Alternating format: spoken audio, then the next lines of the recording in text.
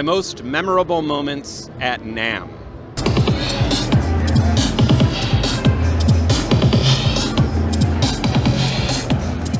In 2020, just because it was so much larger than anybody had ever imagined, and there was a line all the way around the convention center that took many hours, and you had to take a bus from the parking at the baseball stadium, and I guess I couldn't believe that many people were interested in music production, and it really opened up my mind to how big of an industry this is, which obviously affected the way that I handle content on my channel.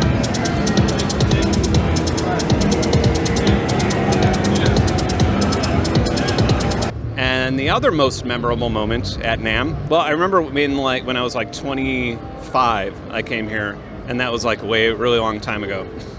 2005 or 2006, maybe even 2004. Yeah, about 2005. I came here, and I didn't know that they served alcohol, and so I just drank a lot, and I didn't really.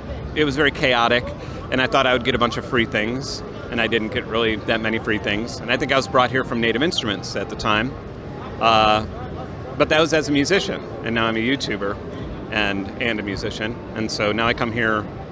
And it's a little better now. Now I get treated a bit better because I am part of the media, I suppose. So I get to hang out in fancy areas like the one that I'm in now.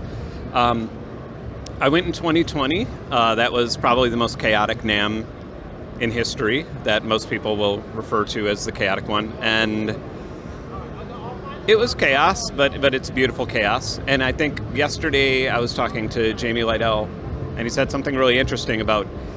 He had this positive take on like the chaos of Namm, where he was like, if you have 3 or 4 children, trying to get them together to do one thing is nearly impossible. And then like if you have 100 people, like wow. And then if you have whatever the attendance is, 45,000 people, trying to get them all to have, an experience that you're wishing them to have, you're just surfing through chaos. And I think when you think about it from that perspective, Namm's doing a pretty good job. I have to thank the people here at the Media Center, Elizabeth here at the Media Center. They've made everything easier for pretty much myself, all my guests, everybody on my team.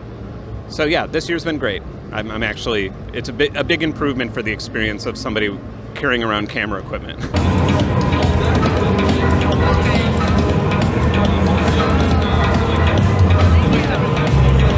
Namm is full of dudes. It's full of white dudes. Some of them bring their girlfriends and wives.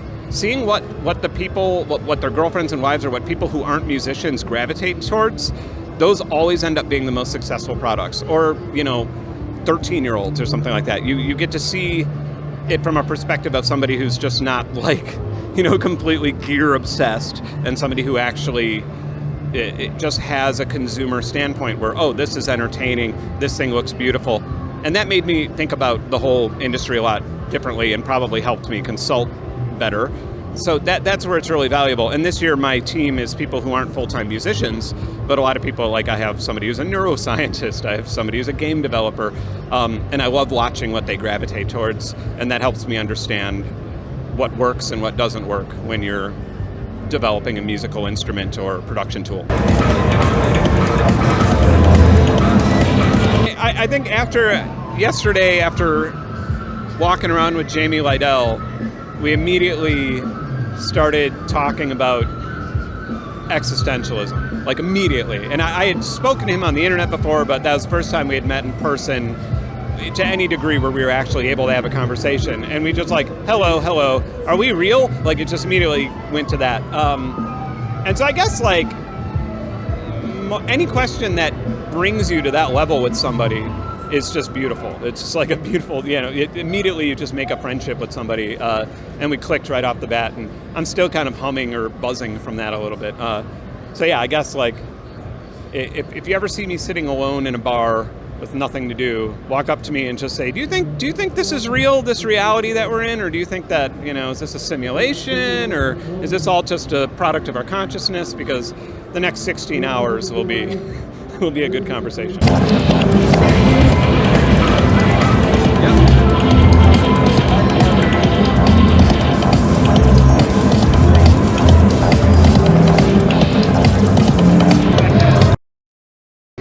would say the most inspirational instrument, weirdly, and I hope I find one here. I don't think I will, but a ronroco. It's a bass charango. It's an Argentine instrument, and it has 10 strings, 5 sets of 2. And man, I play a lot in my albums. I have a few of them at home. I almost want to say it's my favorite instrument. I don't really know what good is on that instrument because it's used as like a backing strumming instrument, whereas I pluck it and play it a little bit differently. And it almost sounds like a lute. I don't really know how to describe it. I guess you just have to look it up, but it is so large sounding. It's like this big, and it's so large sounding, and it just brings me to a spiritual place when I play it. I think that's probably my favorite, and it's a super unique instrument too. I feel like I have a pretty good slice of the music industry. I came into it when you had to get a record label. You had to get a record label that had a distribution deal with Best Buy or a major chain of CD stores or something like that. And so you had to luck out to have anybody listen to your music, and you also had to give up a lot creatively for anybody to listen to your music. And I wasn't okay with that. And to an extent that still exists, but I wasn't okay with that. And that got in the way of my dreams in a big way. And then Napster happened, and everything fell apart, and the whole thing crashed.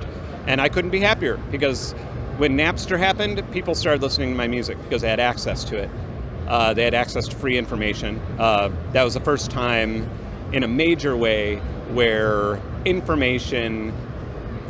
free information became a waterfall, and the rich record labels and RIAA and all these other places, they were trying to stop the flood from happening, and it was inevitable that the flood was going to happen.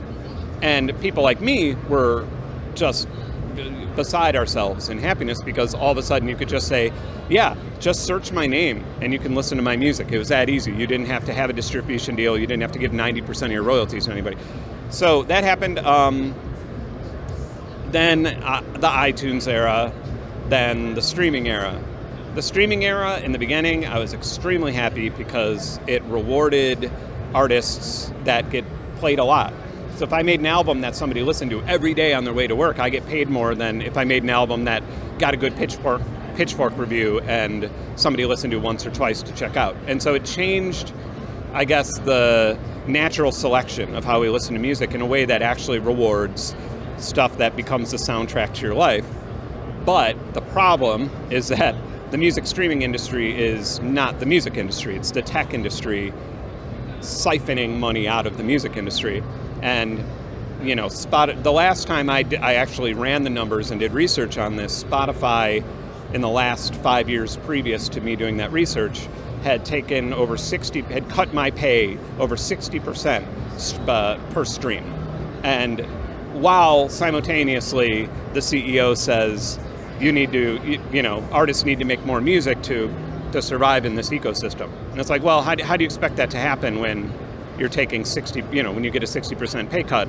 And in no other industry, if you worked at McDonald's and they say, hey, guess what? You're getting 60% less this week, you'd walk out and you could sue them. That's it's illegal. And so in that regard, it's really bad. But, and I think at this point, I don't know how you could make a living off of music alone. I'm really happy that I moved on to YouTube and science research and all things like that, and I love all of that. I would be making a very meager living off of music if I was only, counting on Spotify and streaming at this point. And I have about 1 million different people that listen to my music every year. So when you look at those numbers and you see there's over 1 million people in the world who listen to my music, I can't fathom that. I never thought that would ever be the deal in my life. I never thought there'd be 1 million individual listeners. And when you think about that, you're like, well, you must have $1 million then. But artists that do really well on Spotify who are independent, I don't have a record label, I don't split my money with anybody, they're still not making a lot of money. And so that's a huge problem. I feel like it is kind of gutting the creative force a little bit. But I think that now technology has a way of, just like piracy did I think technology has a way of coming to bat with these things, and I for a long time I've been working to design a decentralized streaming platform, not a Bitcoin thing or anything like that, but it's just using similar technology that would not have a central host that could own everything or take money or stop paying people as much. And it's a long time coming, and it's been something I've been working on for a while.